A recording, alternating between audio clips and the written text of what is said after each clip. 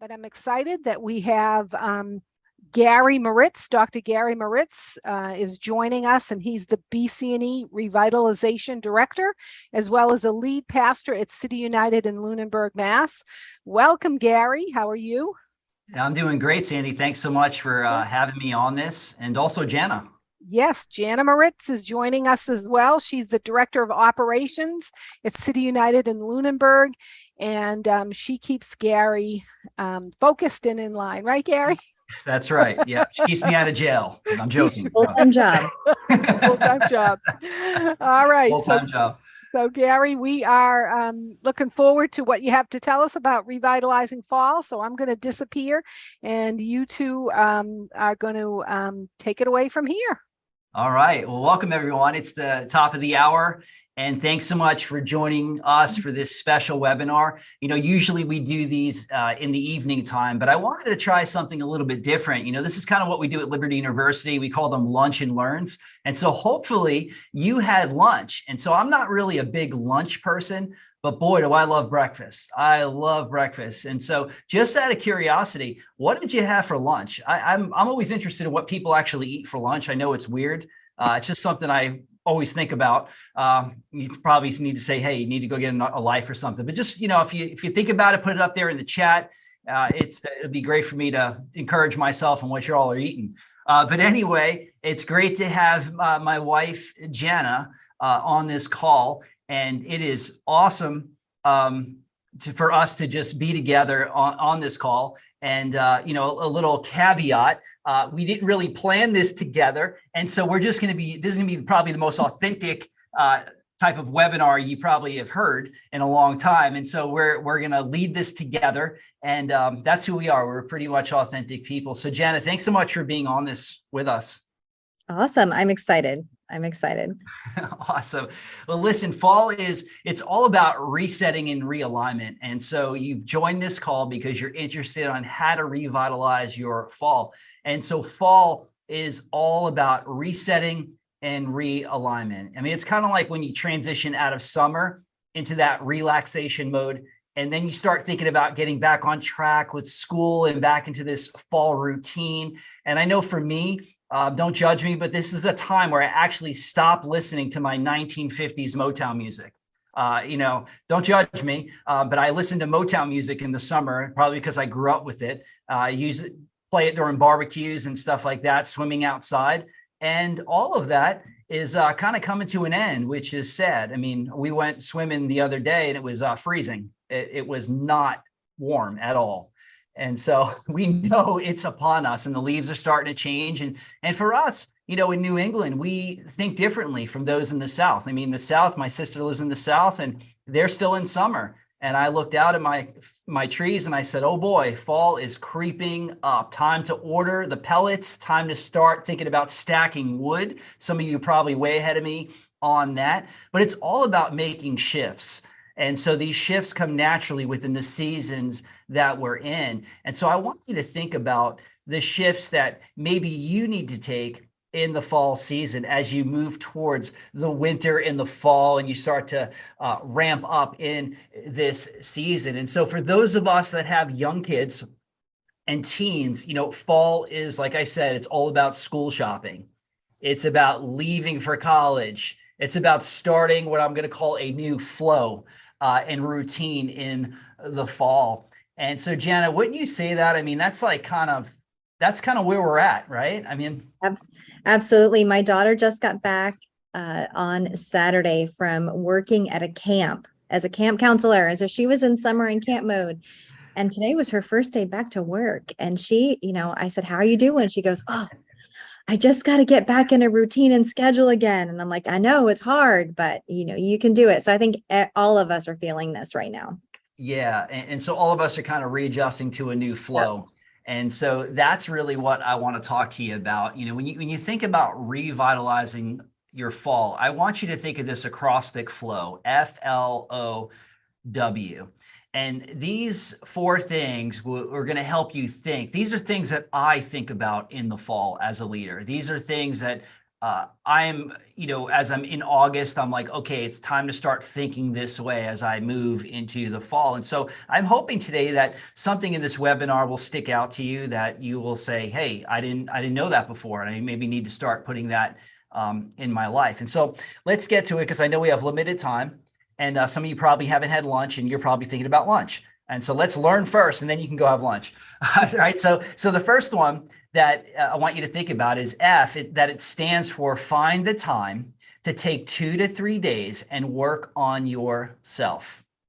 It's easy to get right into mode and to go on vacation, and vacation is great. But many times when we're on vacation, we're really not thinking about us. We're just kind of detaching. We're kind of being, it's a distraction. So we go from our normal flow, and then we get distracted, and then we do something else, but then we come back to our natural flow again when we return. But this is a little bit different. I want you to think about taking 2 to 3 days and really locking out some time and working on yourself.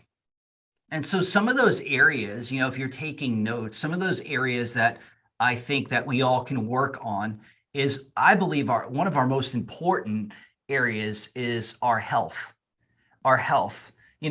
The summer is like the time where maybe we might have let ourselves go. Maybe if we were working out like really hard to make me look good for that bathing suit, and now we're like, hey, it's winter, I need to start packing on some pounds. Like, we're not bears, you know what I'm saying? But certainly, the body really functions that way. And so we tend to put on more weight as we go into the winter and we get ready for that cold season. But I want you to think about your health. I want you to maybe consider making an appointment with your doctor and just kind of saying, hey, doc, how am I doing? How are my levels? How's my blood doing? How's my cholesterol? How's my blood pressure? Like, how's my heart? Take a assessment on yourself, figure out your health. Jenna, what would you say would be something else? As far as your health goes? Yeah.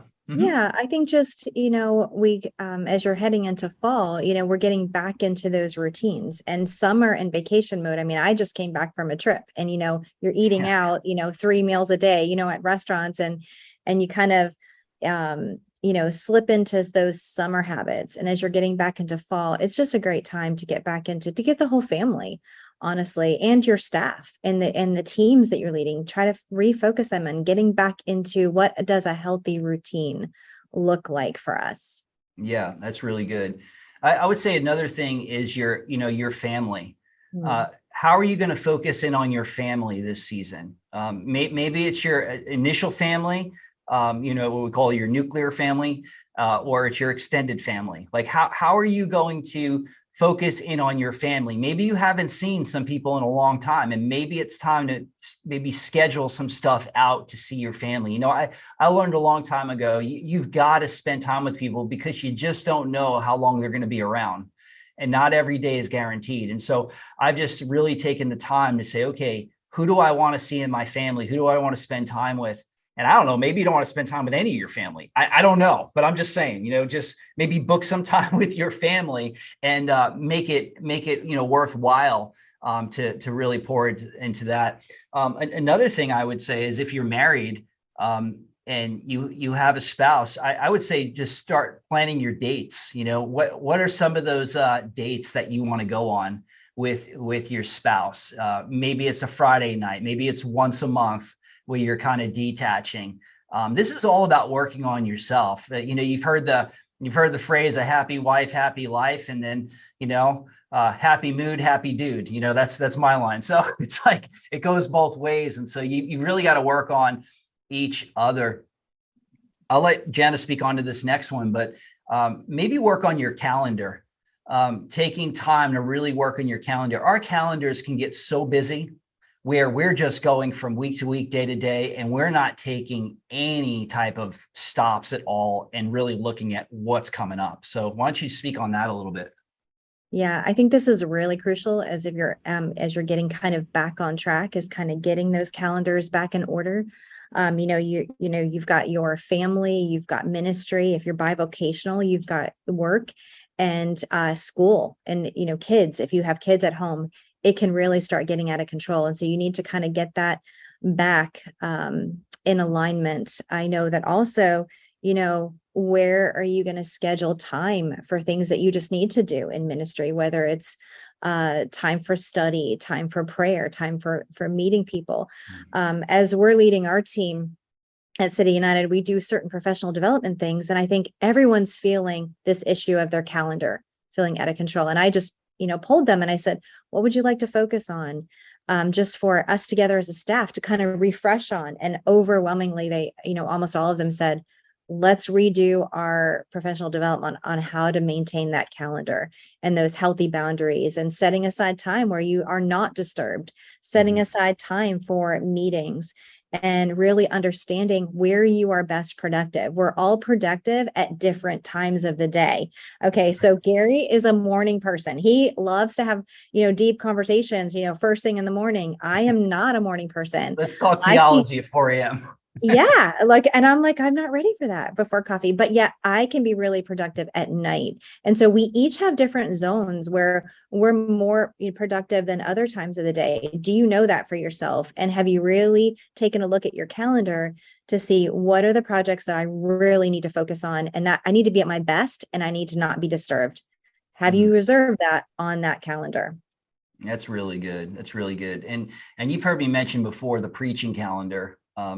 I just sent one of my administrative assistants my preaching calendar for 2023. And so I like to work ahead. And so now our team is kind of, we're starting to work on that. But I take these times and I kind of lock myself away, and I just sacrifice things that I have to sacrifice to make things happen. Because if I put the work in, I know later on, I'm not going to have to work as hard when things get busy. So I just want to tell you, now is the time to do that. August is, I always consider August like the lazy month. It's kind of like, July is really lazy, but August is kind of like this lazy month where you can really shift things around. But once September clicks, it's very hard to maneuver because people are go, go, go. In August, you have some wiggle room. So I would just challenge you in that area. And maybe down the road, I'll do a webinar on putting together your preaching calendar and kind of how I do that. Another thing that I would challenge you is, what books do you want to read this year? Have you done your book list? I like to write out the books that I want to accomplish reading. And I read a lot. And so I love Kindle free. That's like my favorite. When the author gives you the book for free because you're part of that, I don't know, that network or whatever, and you get that free book. And so they're books on my list that I want to read, and books that I'm currently reading now. But that's important, book some time. Who do you want to, what do you want to read during this season in the fall? Maybe it's 3 books, maybe it's 4 books, maybe it's 1 book, but just complete, a book, I would say. Another thing is, your mentor list, like who's mentoring you? Have you made a list? This might be new to you, but I make a list of people that I see that, where God is moving, and I book time with them. I have specific questions that I ask people, and I don't like to say pick their brain, but I want to know kind of like, okay, what's making them tick, and maybe I have some things that I want to learn. And so I book some time with them, and they teach me. And so, teachability is the key to everything. So who's your mentor list? Who's mentoring you? I hope that you're not going through ministry alone. I hope that you have a coach in your life. I hope that you're not pastoring your church alone. I mean, that's why the BCNE is here. You should not be doing that. You should be a part of a network of people that are there to hold your arms up and to help you process things. So maybe make your mentor list. Another thing is, who's on your lunch list? Like, who do you want to book time with? This can kind of go in your mentor list too. Who do you want to book time with? Maybe it's your mentor and you want to take an hour and you want to say, hey, I got 3 questions I want to ask you. I want to take you out to lunch, and then ask those questions and spend the time. Those are really, really key issues. And I could go on with other things, but these are just some areas of focus that I think that you should really, really focus on. You need to take 2 to 3 days, maybe even a week if you can, and just block out the time and just work on yourself. And I just can't emphasize this point enough, because if you listen to my webinars, you are going to hear this over and over again, that I am passionate about the health of pastors. And because I realize that a lot of times pastors are not healthy as they should be. And wouldn't you agree to that, Jenna? Yeah, and I think this is kind of like, one of those examples of the philosophy of pay now, pay later. You can either take the time to do this now, and it's really going to pay off this advanced organization and really kind of looking ahead and getting things on your calendar and working on it is really going to pay off in the long run. It's going to save you so much time and energy and grief later. Yeah. And so I always like to say, if, vision, a lot of people talk about vision, but very few people know what it is. And so I like to describe it as vision is seeing the future and walking towards it as you create it. As God is moving, you see it before it's there, and people are coming alongside, and they're just as passionate as you're walking to that vision together. And so this means that some things in your church culture may have to change. And it's because you have changed as a leader, you have grown, you have gotten at another level. And so that means your church is going to go to another level. If you've ever read John Maxwell's 21 Irrefutable Laws, it's a great, great book. And it's the law of the lid. And so when you raise your lid, your organization comes up with you. And so churches die because of dead leaders. And so it kind of sounds harsh, but it's true. You find me a thriving pastor, a pastor that's healthy, and I will show you a thriving church. And so churches die because of dead leaders, because leaders that turn around and say, you know what, I'm not going to work on myself. I'm not going to get better. I'm just going to coast until I'm done. And listen, I know that's not you. I know that you're better than that you're going to say, you know what, I want to help, myself, and that's going to, my church in return is going to benefit from that. And so I've seen dead churches turn around and go from dead to thriving. And so you have to understand that reproducing churches and multiplying churches is not a size thing. It's not. I've seen small, like when you say small, I've seen groups of, you think of Jesus, right? 12 guys. They were multiplying. One guy quit and another guy joined, they were multiplying leaders. So people, it's all about training people and sending people and launching them forward. But listen, you got to take time to work on yourself. And so after you take time for yourself, then you can take time to plan for your holiday seasons and how your church is going to have impact, but you've got to work on you first. And so that's the first thing in revitalizing your fall. You have to revitalize yourself. The second thing is that we have to leverage people to help you accomplish more. Now, this is a big factor, because I know a lot of people who are listening to this, some of you are, have your own churches, some of you are bivocational, and some of you, like me, are trivocational. I've never met a quadvocational person. That can seem a little bit stressful. You probably have to quit one job at least, anyway. But leverage people who can help you accomplish more. And some of the things that we tend to lack is we forget that God has placed people around us to help us. That want to see greater things in our church. And so we have to, really leverage that. And so, Jenna, why don't you talk about maybe maybe one or four different things about what that looks like with leveraging people to help you accomplish more? It could be the staff and the church leadership that you have around you. Like, do you know them? What are their strengths and weaknesses? We all need people to come around us to help us with our blind spots, or to even, assist in areas that we may not be good at. So I know this is an exercise that we try to do regularly, is we take a look at, who has God given us in forms of leadership and staff and volunteers, and where can they help bear some of the load that we all carry in local church ministries. It takes time. It takes time to get to know them, but it really does pay off, because you may have people in your church that, you haven't tapped into those resources or those giftings yet. And, you might be able to, through some training, really get them to come alongside of you and help you accomplish that mission and vision that God's given you in your church. That's good. As I'm looking at the chat, some people are putting in, Mark said he had a turkey and cheese sandwich. That's exciting. I'm a vegan, Mark. So all I get is salad. I get grass clippings to eat and some seeds like a bird. But that sounds good. That sounds good. Sandy, I think, put in there, she had pasta and sauce.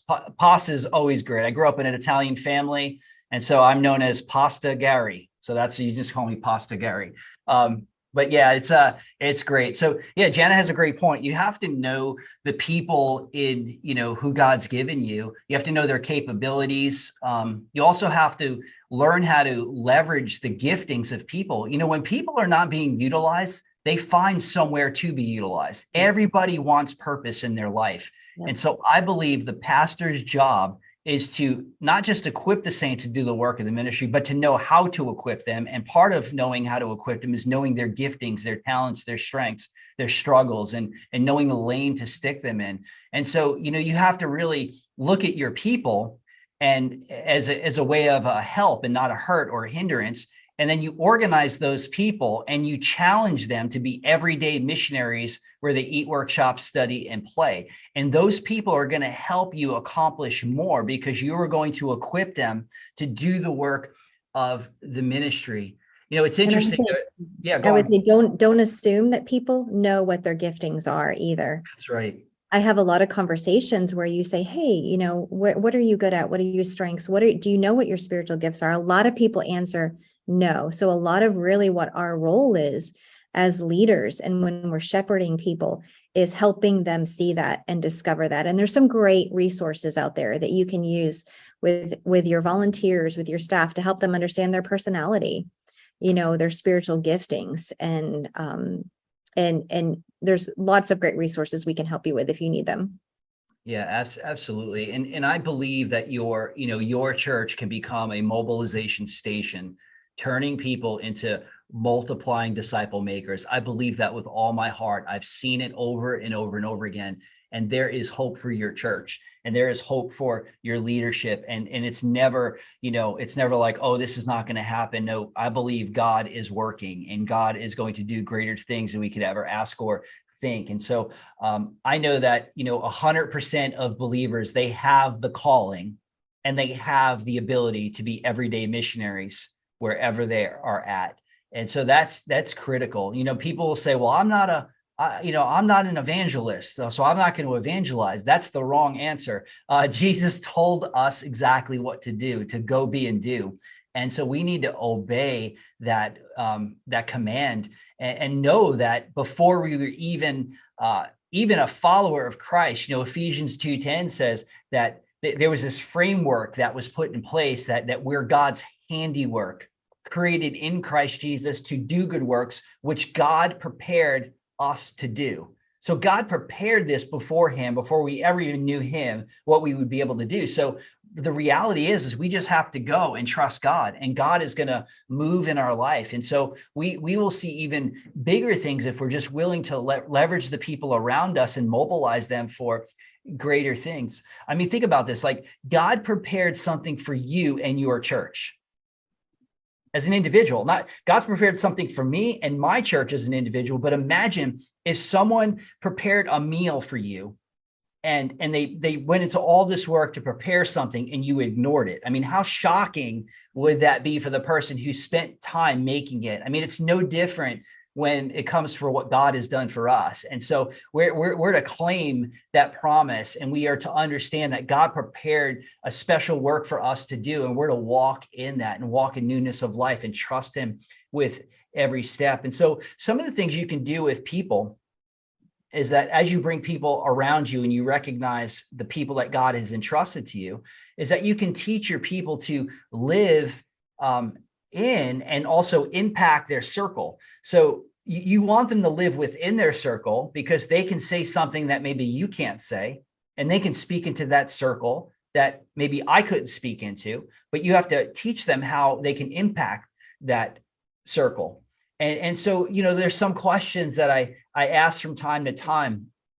And some of those questions are, when people say, well, I don't know how to impact, I don't know how to do this, Pastor.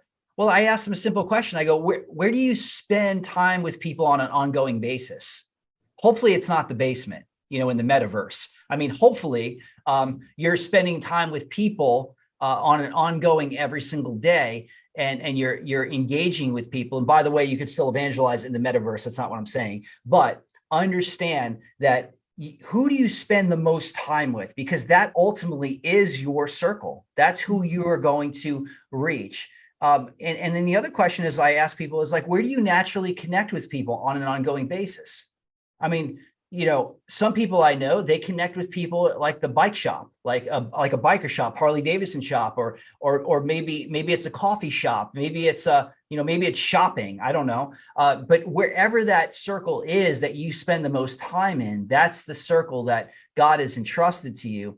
And that's how you mobilize your people. You give them permission and authority to move in that circle with the command of Jesus. And so that's really, really important. And then I asked him some questions is like, where do you have a natural passion or burden for impact?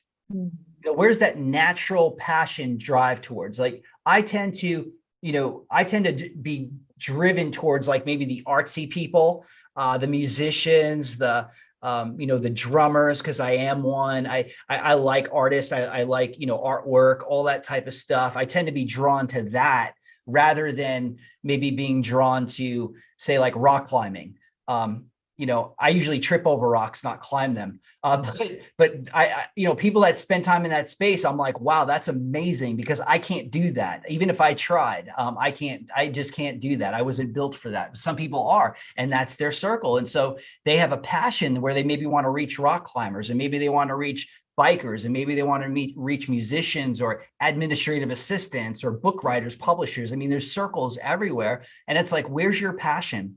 And so you as the pastor have got to kind of stir up that gift, stir up that passion in them, and give them authority to come alongside and help your church to evangelize and to grow.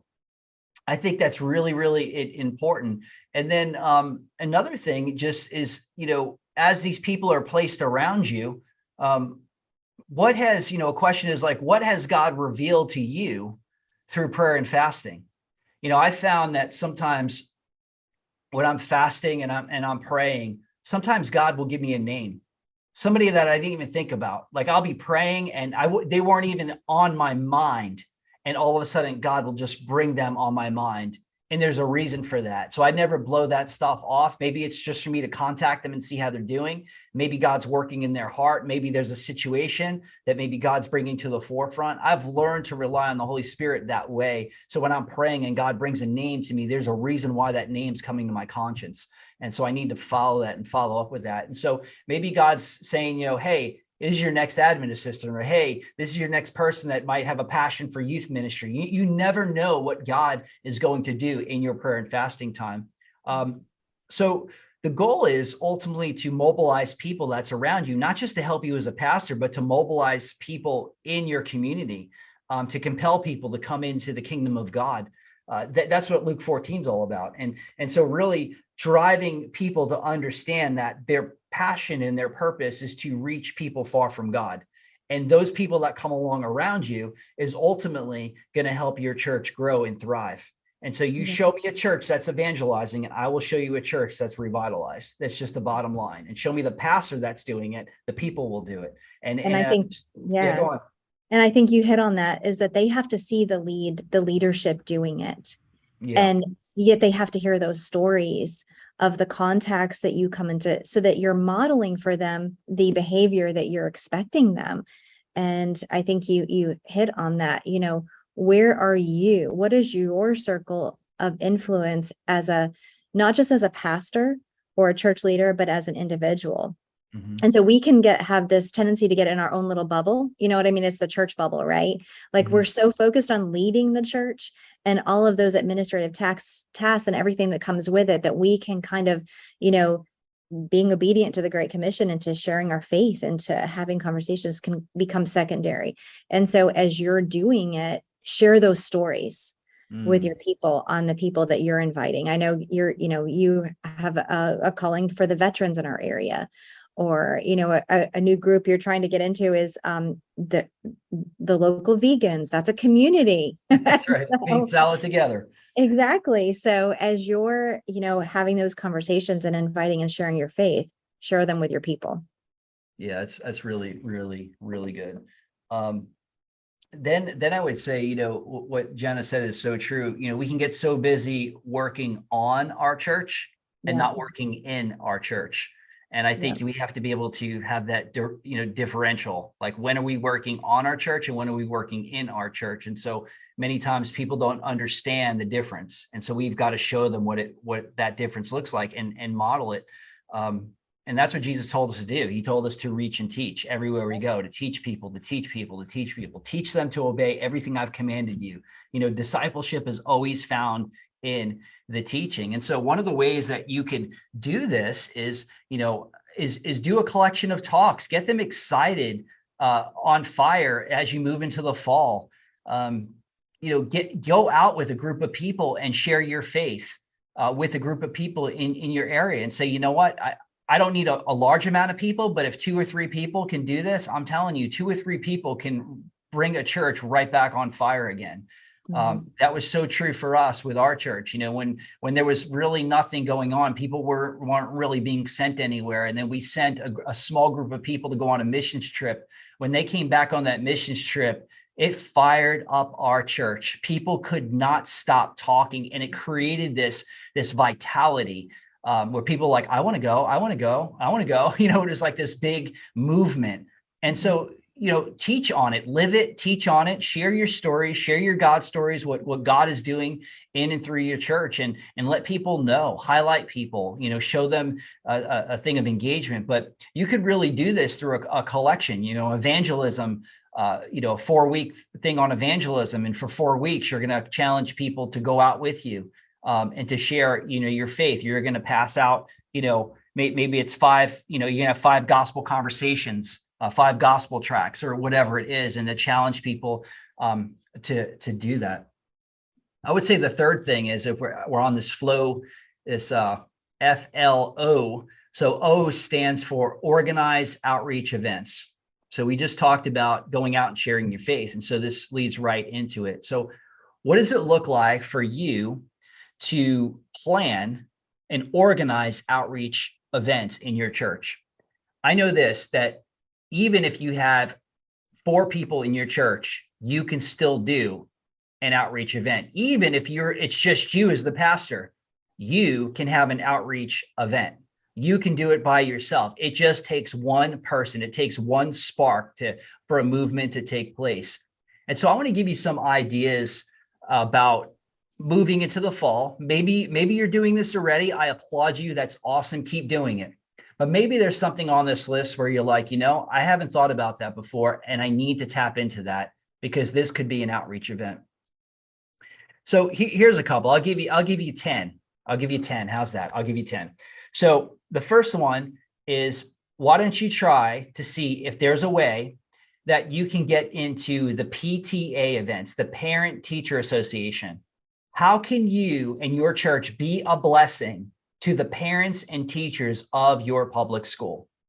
That could be something. Maybe it's buying them lunch. Maybe it's stepping into that space and saying, hey, we just wanted to just say thank you for everything that you're doing. We know this has been a hard season of pivoting, and we just want to say thank you to all of you parents. And listen, we're here for you. We want the best for your kids. I mean, you can have that opportunity.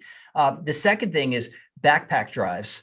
A lot of churches that I've seen, especially in our area, are jumping on the kind of the movement of the backpacks. We've been doing this a long time. I even think we really the first church to do it in our area, where we would raise money for backpacks, and we partnered with the public school, and we said, hey, how many backpacks do you need? And we strive to raise the money for those backpacks, and we give those to those families that need school supplies. Things are expensive. Families are struggling. And so, if you have the ability to raise some extra funds for outreach, that aunt and uncle that don't go to church, I guarantee you they'll write you a check for some backpack supplies to help other students and stuff. So that's an idea. Another idea that we did, and I'll let Jana speak on this one, was bless the teachers. That's something that a group of people in our church did. So why don't you talk about that a little bit? Yeah, I think, all these things, these first a couple are really speaking into these tough economic times that we're experiencing on. So if your church and community can step into some of these areas where families are struggling, it's great. Bless the teachers. The teachers have had a rough go, for the past 2 years with COVID. and just letting them know that, they have a church family in their community that's praying for them. And it doesn't have to be, anything huge. It could be as much. We've had some of our groups do caramel apples, or really good caramel apples, and give them like a gift card at the beginning of the school year. Or even what we're working on right now is, a lot of times teachers take their own finances and their own money to put supplies into their classroom. And you can, if you have leftover, if you're doing backpacks, we usually always have leftover supplies. We'll do teacher boxes. And these are just things that the teachers use on a regular basis that they may have to purchase, but with the economy and with prices rising, maybe they're struggling this year. Mm-hmm. And so to get a couple of boxes of extra supplies for their classrooms from City United Church or from your church could be huge and go a long way. And just plant a seed. You're filling a need, and you're letting them know, people in your community know, we're here for you. That's good. I like to rhyme. Genesis, see the need, plant a seed. I mean, it sounds like a campaign, right? So yeah, bless the teachers. Another thing we do, we kind of lead out with is trunk or treat. So a lot of churches now in New England are doing this. When I got here in 2013, it was very foreign. People were like, what is that? But that was more of a Southern thing. But trunk or treat, where people load their trunks up with candy and you line them up in your parking lot, and people walk through, and you decorate the cars, you have themes, you give away some prizes. It's a way for you as the pastor to connect with people. I mean, every time we do this, we go over it like thousands of people. It's like, it's easy. People from the community come, and I can't tell you how many people I run into every couple of months, I would say. When I'm having a conversation, like, oh, you're the church that does the trunk or treat. Yeah, I brought my family to that, but yet they don't go to church, but we planted a seed. They know about us. They know that we're there. We're in the community. Again, it's a form of outreach, and it really doesn't take that much money, because the money is actually on the church member to buy the candy, bring their car, decorate it, get a theme, and all they need to do is be friendly. And then you supply the gospel tracts, church information, invite cards, whatever you need to do. It's a great opportunity. You have anything to say on that, Jenna? I know that's coming up soon. Yeah, I think it's like Gary said, it doesn't take a lot of, prep and planning. It's mainly just getting people to agree to be that smiling face and to hang out, hand out candy and to set up the car. So that's one of your, it may seem daunting when you think about, how many people are going to come, but you can do it. It's one of the easier, outreach events that you could plan for the fall. Yeah. All right. So number 1 was PTA events. Number 2 is backpack drives. Number 3 is bless the teachers. Number 4 is trunk or treat. Number 5 is Thanksgiving baskets. The Thanksgiving baskets, you can work with the social workers in the school and find out the families that have need. And maybe, each member of your church will give $40 per basket. And, so if you're like, well, we only have 15 people in our church, great. That's 15 baskets that you can give to your local school in your elementary school and partner with it. It's a start, right? And I always say it's better to do something than nothing. Something gets results. Nothing never gets results. So do something. Find out, work with the social workers, see how you can step into that space and just kind of be that light of hope in a dark time for a family. Number 6, I would say, is maybe have a community dinner in a community space. I know many churches will put on dinners, but here's the problem that I see. They're like, hey, come to our church and eat our food. That doesn't work. You'll have church people come because they're like, hey, and I know in the Baptist world, if you don't meet, you don't eat, right? So it's like, eating's just like a, part of what we do. But the thing is that maybe having a community dinner in a community space, and maybe just saying, hey, can we host a dinner? If you let us use this space for free, we want to open it up to the community, and we'll provide the food and the cooking, and we just want to bless our community with food. We haven't done that yet.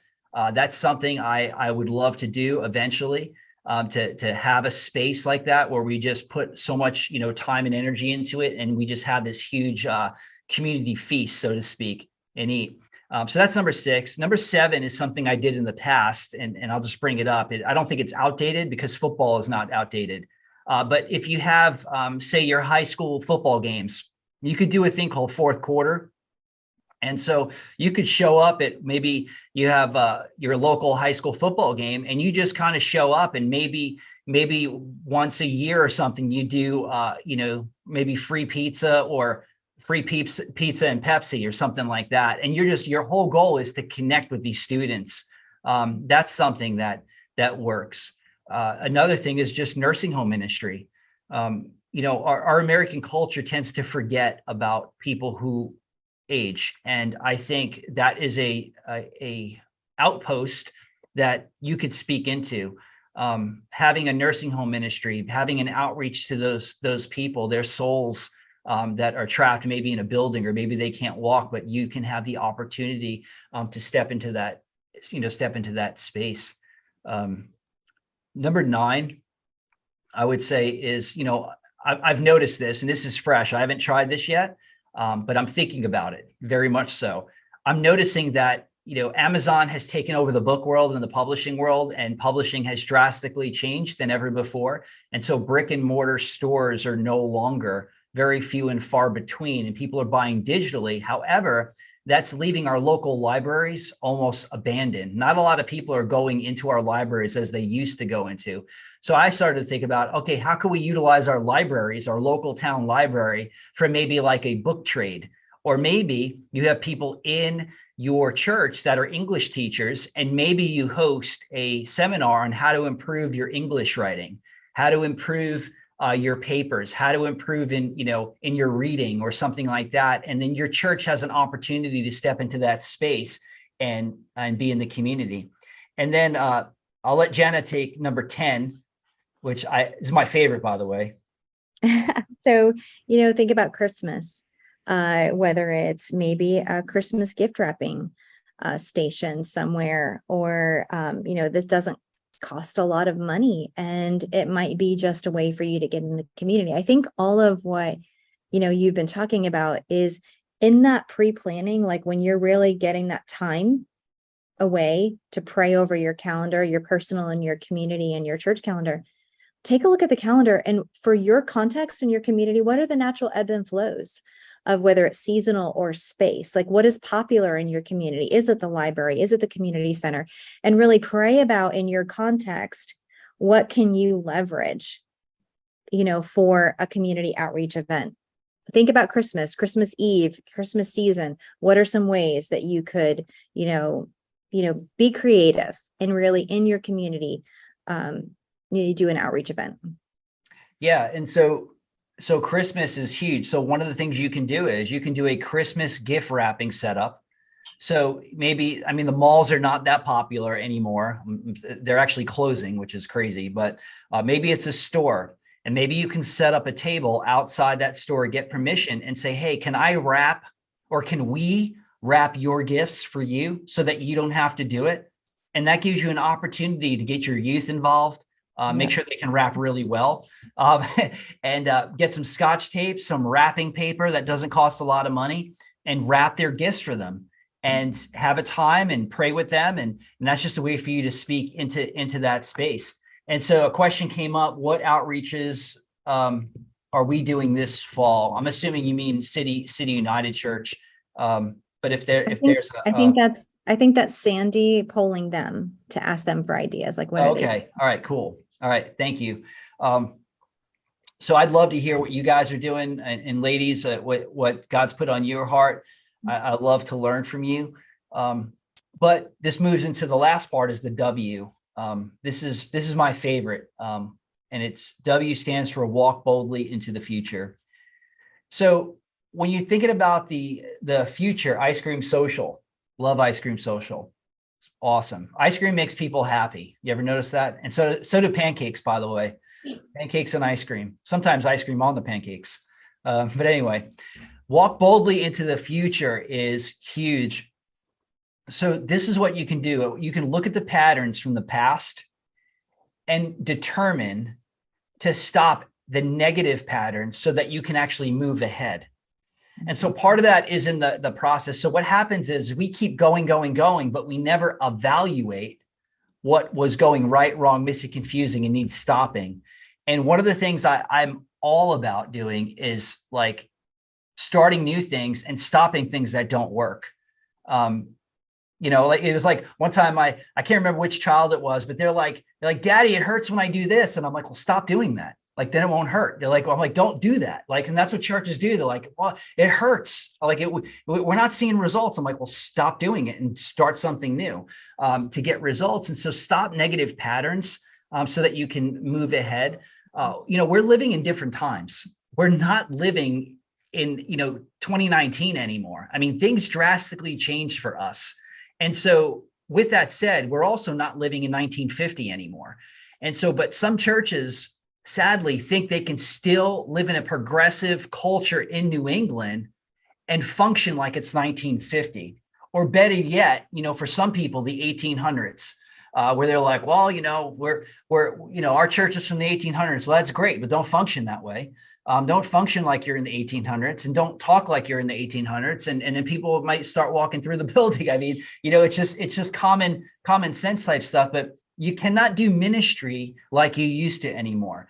And so for the 350,000 churches out there in America, we know this, that New England, we need more church planters. We need more church revitalizers. And here's the truth. In New England, yes, we're growing and we're growing strong. But here's the thing. In America, we are moving at a snail's pace. And when you look at the evangelism growth and the church planting growth overseas, it's at rapid growth. It's like rabbits where we're like elephants. And so we have to understand that we've got to do things differently. We've got to mobilize people to be able to reach people. And so, people say, well, Pastor, Gary, well, you don't understand our church. We only have 20 people in our church. I'm like, okay, so what? Jesus had 12. Don't quit. Jesus changed the world with 12 misfits. I'm sure you have like educated people in your church. Jesus had uneducated people in his church, and he was able to turn the world upside down with them. And so this is what I think about, when I think about starting over, starting fresh. I think about that Asian woman who kind of cleans closets. I don't know if you've ever seen her. Her name is Mary Kondo. She keeps everything like nice and tidy and organized. And she's like really serious about, you need to, I don't know what she does, honestly. I don't know if she's a Buddhist. I don't know what she is, but she's not a Baptist. I know that. But anyway, she like touches the clothes and she's like, oh, we thank you for this shirt or whatever. I don't even know what she does. But anyway, she gets rid of it, right? If it's in your closet and you haven't worn it in a year, you need to part ways with it, right? And so in churches, we become clutter houses where we have, over and over again, stuff that we just don't use, we don't need, but yet we keep it. And so certain things that if we're going to engage in the future, we've got to say goodbye to certain things and we got to say hello to the new things. I think there's a question up on the chat. If somebody could read that for me. I think again, it's Sandy just asking about outreach. We have Just a a question comment. from Mark. Yeah. Yeah, just a comment. Yeah, he made a comment about, I had asked him what he did with the booth because he got a booth, an outreach booth, and cool. They use it for prayer. That's great. That is Pass so out good. tracts and engage passerbyers in sharing the gospel. Yeah. Yeah. And so I would say one of the ways that you can really engage, maybe you don't know where to start. Listen, I got a great website for you. If you don't know where to start, if you don't know how to move ahead, I want you to go to BCNE's website, and I want you to go to bcne.net/impact. And what I want you to do is I want you to look at that list, and I want you to say, God, how can we be a part of being an impact in New England? How can we get on board? How can we join together and do greater things? Because I'm telling you from my heart, our church has adopted some of these things into our church, and we're accomplishing them. It's really given us a lift. And so I want to ask you to maybe go there and check it out. I want you to look at that list and just ask yourself, what would it look like if we adopted this vision and got our people to be part of something bigger than ourselves? Like, don't create the wheel this season. Just go to that website, look at that website and say, hey, if I could just get a couple of people to be on board with this would be absolutely amazing. Because, not all of us are visionaries, not all of us are futurists, but all of us have a heart to see people reach for Christ, and that website will point you to that.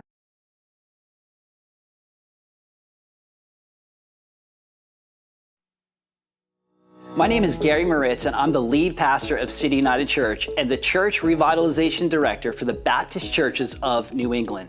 I'm so excited to be hosting our first Vitality Conference in Central Massachusetts. City United Church is partnering with the BCNE, Church Answers, Revitalize Network, Logos, and Southwestern Theological Seminary to bring you this one-day event designed to help churches in the Northeast to find vitality and thrive within this current post-pandemic climate. Mark your calendars for October 29th and plan to attend. You don't want to miss out on this opportunity. At this conference, you will be able to hear from speakers serving on the front lines of church revitalization and renewal, church planting, ethnic ministries, and many other breakout sessions. Come and network with other pastors and leaders and experience a time of personal renewal. For a list of speakers, session topics, and conference schedule, go to cityunited.church/vitality. Registration is open and space is limited, so sign up today.